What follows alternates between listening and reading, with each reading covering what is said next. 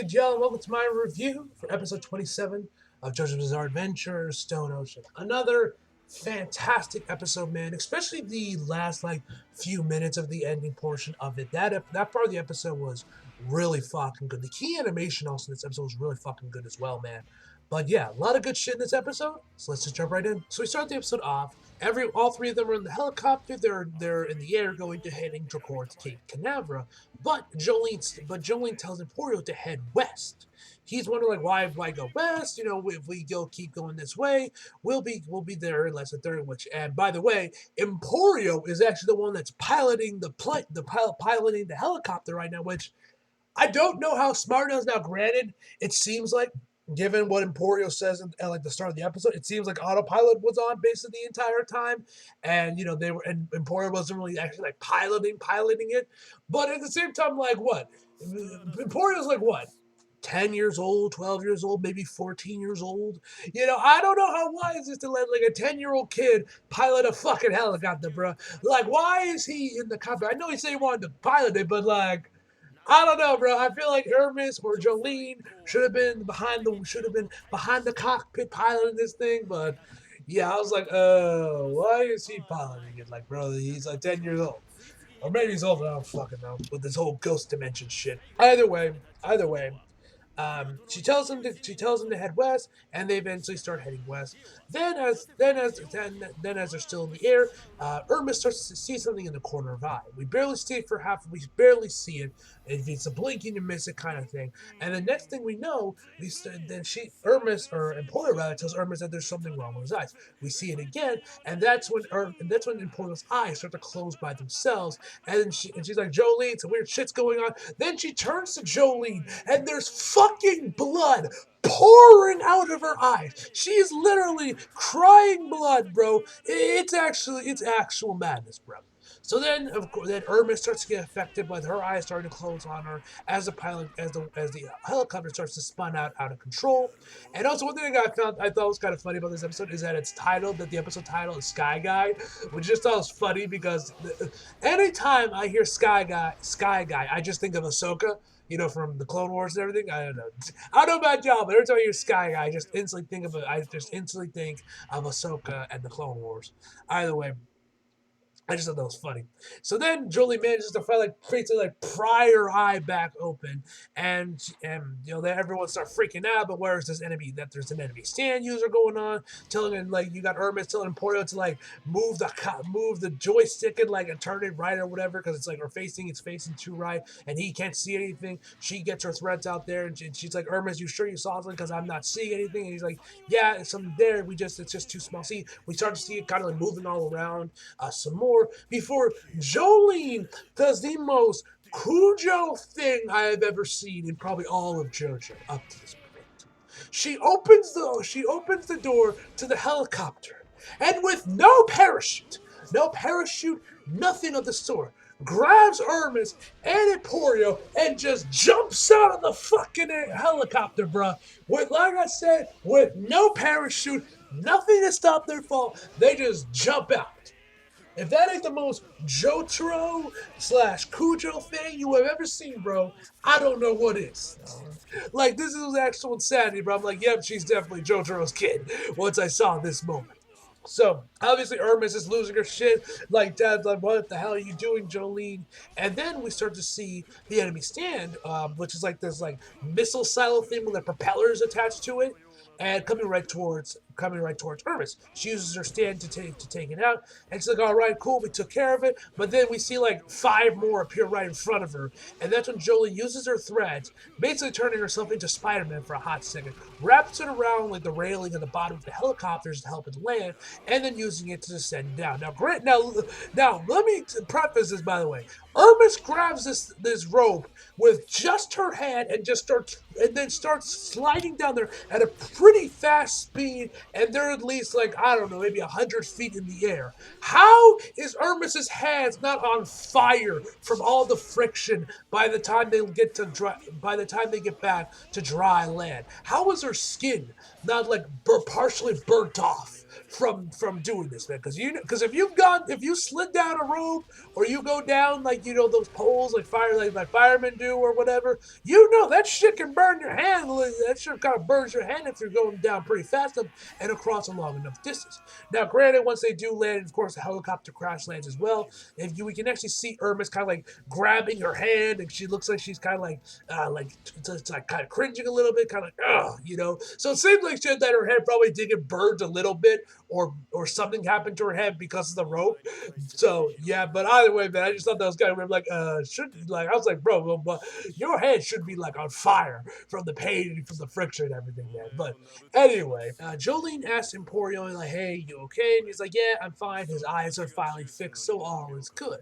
And that is when the cowman shows up. That's what I'm going to call him, the cow man, because he dresses like a freaking cow, bro. Like, his outfit gotta be one of the most JoJo outfits I've ever seen. Like, part 5 had a bunch of ridiculous outfits, especially for the main cast. I mean, Giorno with like the fucking like heart-shaped boob hole in the shape of a heart thing, for his cleavage, male cleavage, or for his pecs to show up, a bunch of other crazy designs for other characters as well.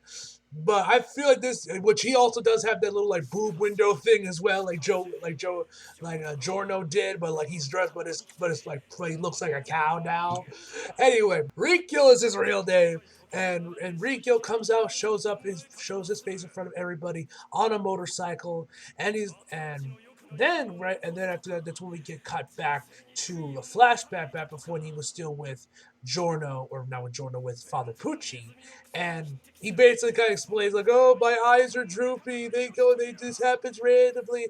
Every time I tell the doctors during my checkups, they say nothing is wrong with me, and I gotta say, first before I continue forward, I gotta say I don't know who voices Rikyo in the dub, but yo, shout outs to his dub VA man, because his performance here was fantastic.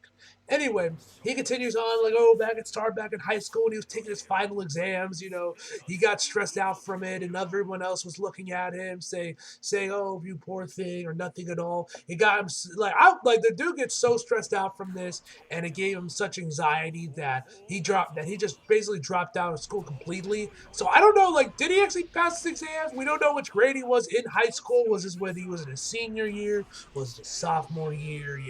Because then that determines whether or not he's actually is a college drop or a high school dropout or not. But whatever the case may be on that, he drops out of school, never returns, which also the high school that happened with his files only just made him more freak out even more. And as if this man didn't have enough shit luck in life, we then see his hands. His hands are drenched in sweat. This man has the sweatiest palms I have ever seen in all my years, man. I have never seen palms sweatier than this man's palms. Like, bro, this man could not catch a dub in his life, bro. This man is in desperate need of a dub, you ask me. Like I said before, I don't know who voices him in the dub, but shout out to his VA man. He gave fantastic performance. So he's like, "Oh, I can't help you. I don't have any powers." And that's when Father Pucci brings him like, "Oh, yes, you do.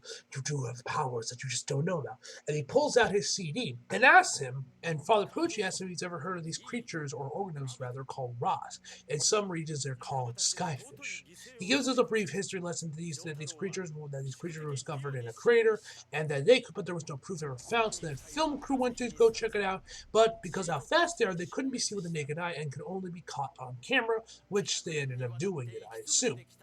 And he continues on that he thought that they were only in certain parts of the world, so he was surprised when he started looking through his disc that they were also in Florida, and that's when we find out that rods are his stand power, and he's able to control them, as we see them kind of flying around the room a little bit before we start seeing a bunch of them surrounding Rikyo.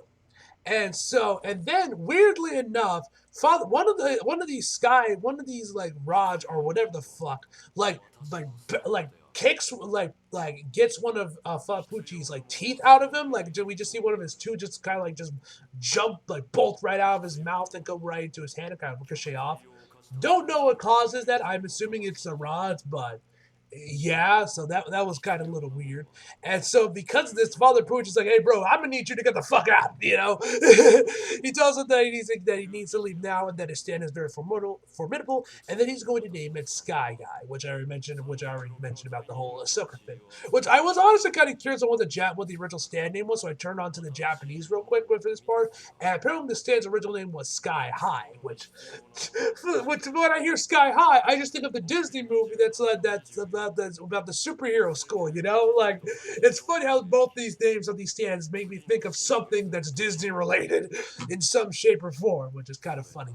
Anyway, he leaves the room, and that's when we cut back to the present day, where he says, "Yeah, I'm not a loser anymore. I'm not gonna be sitting here with my sticking my tongue out like a damn dog." And like everyone's doing their freaking JoJo poses before we get back to Jolie and Hermes, and that's when Emporio mentions that also says that these things are rods as well. And he mentioned earlier in the episode when Hermes opens her hand that she's like, "What the hell am I looking at? That this isn't a stand." Emporio says that the strength of these creatures are is from what they eat, and they're so mysterious nobody knows what they actually even eat. So then that's when they slowly start to approach Rikiel, and he's like, "Yes, come closer, so he can defeat them." But then Joey's like, "Hey, wait. Let's not get too close now." And then Jolene and Hermes basically both proceed to basically just tell him his own stance of limitations and everything, which caused him to start freaking out a little bit. And he's like, "Wait, calm down. Their stance range is only 1 to 2 meters, so they'll have to get close to me in order to attack me regardless." So he's trying to keep his poker face on, but it's obviously starting to slip a little bit. And then his bike starts to stink in I think he said like it goes in like he parked in like a mouse or a mash or something like that, quicksand basically, or like mud, whatever. It starts to sink into the ground and it starts to sink in there. So he's like, "Shit, I gotta find the keys. Where are the keys?" And that's when Ermits grabs a handful of rocks and throws it right at him, but they end up curving around him so they don't end up hitting him. And then you have Emporio mention like, "Oh, they curved, but like it doesn't seem like he attacked them." She has no idea how he's making these rocks curve like it's fucking wanted. But she's like, "But you shouldn't say that I missed." And then we see that she has stickers on all of the rocks she just threw, rips them off, and they both land directly in his face. Looked the shot itself looked really fucking good. And so also his eye starts to get a little bit droopier by this point. And so Hermes tries to throw in a second round. That's when the we start to see the rods coming after him, and that's when he finally finds the key, which was still in the ignition. So Hermes throws the rocks again. Once again, they curve. She goes to, and right as she's about to rip the stickers off, the ghost of Pete Dunne shows up out of nowhere and bends her fingers back all the way. Shout out to anyone that gets that reference. So as he's like kind of like moving his bike around as Hermes is screaming her lungs, like, "What the fuck happened, man?" Seriously, like all the F bombs this episode were once again fantastic. Like, I don't know what caused Mangzoon to start throwing F bombs all place for part 6. If this was something from Netflix or whatever the case may be, man. But I've been fucking loving it, man. I've been loving it, man. Anyway, as he's kind of like moving his bike, he talks about the Apollo landing, Apollo 11, the moon landing, saying like, "Oh, that like was like I think he said like 1969 was when we first landed on the moon and man walked on the moon." And he's like, "Oh, I don't get why it was such a big deal. This rocket, the spaceships were created by the rockets and space are created by scientists and engineers. Any monkey can make it onto the moon." And then he continues on that once the rods finally came into his life, is that he realized what was why he had finally understood its importance, and that's because that's all for the evolution and the betterment of humankind. As he starts to as he like to cries that out with his rods coming after them, and then we get probably one of the greatest, if not the greatest, out of context JoJo clip I have ever seen. Where we get to over. Well, I already mentioned what happened with Hermes and her screaming her lungs out there. She's like, "Shout out to Hermes' WVA, man. She was fantastic right here." Saying her hand is now rotting as well for some reason. And then we get to Emporium. And then we get to Emporium, bro. And bro, like how once again, this is the perfect out of context JoJo clip. But like I've said countless times in your reviews, I haven't fucking seen it on my feed anywhere, man. Although to be fair, I haven't seen a lot of Stone Ocean tweets recently. Some spoilery stuff, and by spoilery stuff I mean like stuff that I can obviously tell we're from like way farther into this batch episode than where I'm currently. I was like, skip, trying to avoid spoilers so I don't spoil myself what's going for how Part 6 ends. But yeah, like this is like one of the perfect out of context jokes. Anyway, wait. Emporium says, while mind you, he is screaming at the top of his lungs once again. Shout outs to Emporium's W. He was fantastic as well right here, man. He says, my urine's all bloody. For some reason, there's bloody pee everywhere. Literally, the second I heard this, one, I was dying of laughter from what he just said and how straight it's played. And two, I'm like, this is the perfect out of context JoJo clip to put in a compilation, man. Like, bro, JoJo, man, built different, man. Built different. Anyway, like I said, this should not be in tears. Anyway, then we come back to Jolene and she's looking around, seeing what's going on with the rest of her friends. And Hermes can't feel her leg and says, What the hell did you do to us, you slimy motherfucker? Like I said before, all the F-bombs in Part 2 have been fantastic. So then we get back, then Rios declares that if you try to stop Father Pucci from attaining heaven, my hatred for you will burn with the burning intensity of 1,000 suns, which I don't know if this was like this for the Japanese as well, but I'm like 90% certain that's like a callback to Part 4, because I'm pretty sure Kira said a very similar line. I want to say with the fat kid when he first got introduced, when he did the whole, my name is Yoshikage Kira. You know, when he gave his entire biography right there. And oh my God, that scene was so good, man. Like, I'm pretty sure it was around that part of Part 4 was when Kira said a very similar line. So I don't know if that was a bang, like this was meant to be like a callback to Part 4 or not, but that's something that I noticed. Anyway, the stand commercial cards finally make their return, which was nice to see. The last 2 episodes, they weren't anything. I was wondering, like, yo, did they just cut those out entirely for these last episodes? But no, they're back. Anyway, after this, Jolene starts to approach him, but then her leg just like twists in like a full 180 degrees, man. Like you thought she was like fucking Kaneki at the end of season 1. You know when he twisted his leg all over when he was fighting against Jason. Like that's basically what her leg looked like. So she's like in pain that she's down on the ground, and that is when Emporium notices that the rods feed up body heat, because he pulls the CD out from where he had it, and you can still see a ring around where it was, and the body heat in that section of his body is fine, while in the other section it's cold. And that's when he realized that they're feeding off body heat, and the reason for it is kind of what's been going on. And he says that when he read this in some book in the library back when he was still in the prison, that the parts of the body that are dealing with infection or whatnot are usually ended up being the coldest. And so if you remove the blood from your hands, then they just bend, then the joints just bend by themselves and it starts to rot a little bit. You get it away from your eyes, they start to close on their own. And if you lose blood in your kidneys, or I guess your body heat rather in your kidneys, then you start pissing blood. So yeah, that it kind of explains all that. So once again, this man takes another JoJo pose. The pose in this episode was fantastic. Anyway, and so then he says that what he's going to attack next is the one part where losing body heat is actually harmful and can be fatal, and it's by the brainstem. So obviously he starts to attack that, and Porter's like, Jolie, you got to get underwater. You got to get underwater. And Jolie's like, no, motherfucker. I don't need no fucking water. Give me your lighter. So then this woman with her thread wrapped around her body lights herself on fucking fire. Like, bro, Jolene built different, bro. She built different. She got that dog in her. And she's out here light fire. How her skin isn't burning off from that, how there isn't a slightest bit of skin burn from any of this is an anomaly to me. But whatever the case may be, Jolene starts to approach this man and goes for a punch, which ends up sending him back into his bike, ripping his shirt up against one of the handles, revealing that he too has a star birthmark. So I guess Father Pucci's is giving all of his sons of deal. I'm assuming how it works is because Father Pucci's probably giving them like stand CDs or whatever. That's probably how they're all getting the star tattoo, even though none of them have any sort of connection to the Joestar bloodline. or maybe there's something else going in there with how he's giving all these people their stand abilities. That's also because of that, because he has it as well. I'm not sure, but I'm assuming that because of whatever CDs he's using, and given the fact that he has a star tattoo or the star birthmark, that's probably how all these guys are random guys are getting the birthmark, even though they have absolutely no connection to the Joestar bloodline. Anyway, so then that's when he opens the gas tank in his motorcycle, splashes some of the gasoline on him, and then lights himself on fire from the fire Jolene had. I'm like, seriously, how nobody's skin is getting burnt off or anything from this? It's just insanity to me, man. But hey, it's JoJo. You're not exactly here for logic. So then he declares that his spirit will be hers, and that he is like Apollo 11. I don't know what this dude is with the moon landing, bro.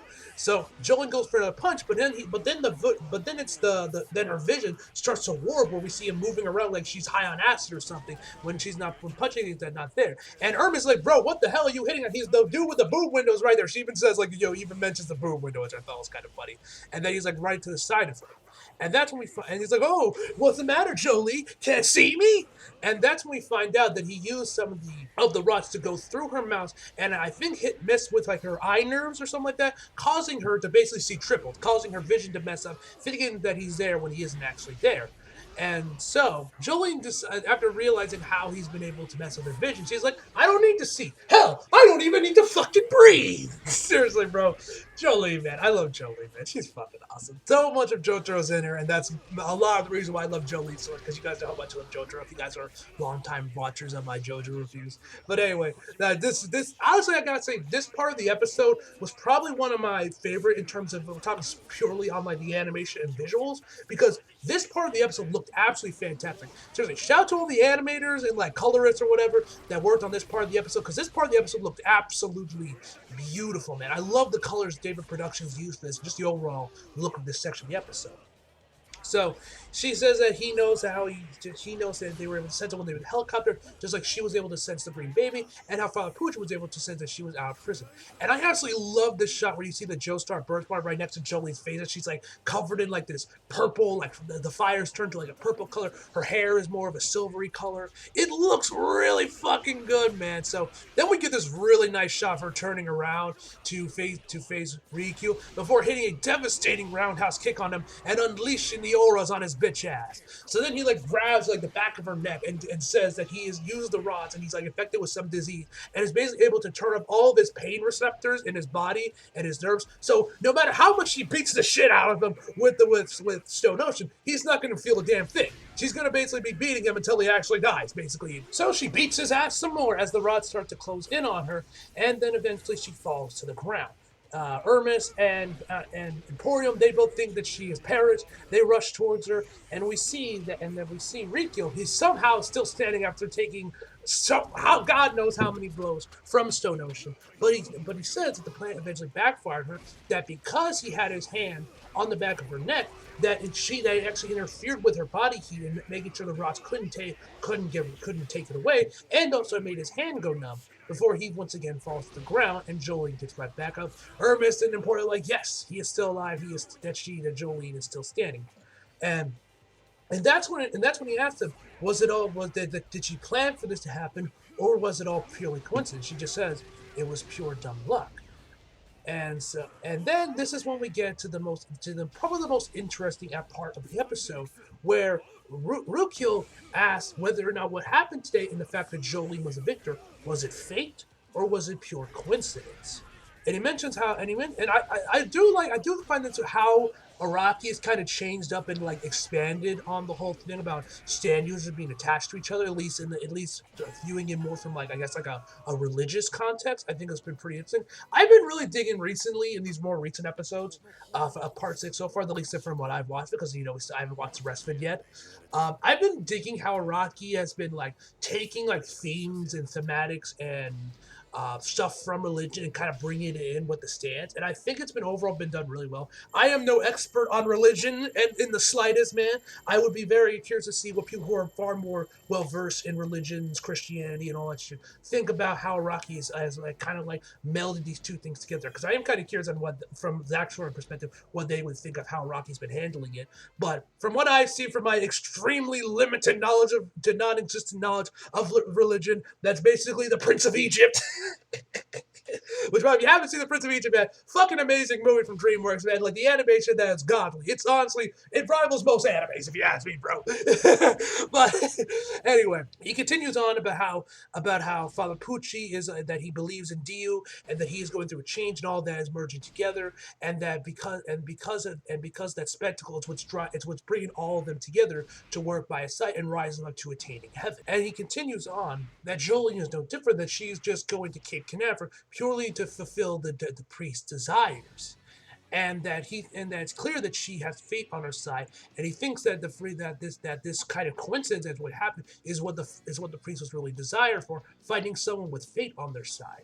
And then we get a huge nuke drop of a plot twist right here, where we find out that weather forecast is actually Father Pucci's biological brother.